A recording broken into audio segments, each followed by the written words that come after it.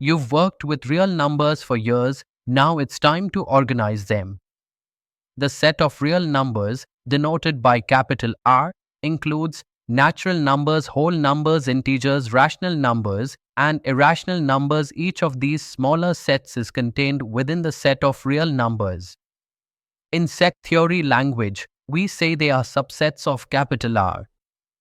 Let's start with the familiar natural numbers denoted by capital N, R, 1, 2, 3, and so on. Integers denoted by capital Z include -2, -1, 0, 1, 2, and so on. Rational numbers denoted by capital Q are numbers that can be written as P divided by Q. Where P and Q are integers and Q is not equal to 0, we say N is a subset of Z, Z is a subset of Q, Q is a subset of R.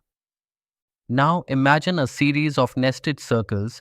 The smallest circle is natural numbers, capital N, around it is integers, capital Z, then comes rational numbers, capital Q slightly apart, but still within the set of real numbers, is capital T. Irrational numbers, the largest circle that contains them all, is capital R, the set of real numbers. This visual helps you see how all these number systems are connected within real numbers.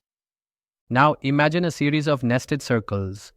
The smallest circle is natural numbers, capital N. Around it is integers, capital Z. Then comes rational numbers, capital Q, slightly apart, but still within the set of real numbers, is capital T. Irrational numbers. The largest circle that contains them all is capital R, the set of real numbers. This visual helps you see how all these number systems are connected within real numbers. Let's compare rational and irrational numbers.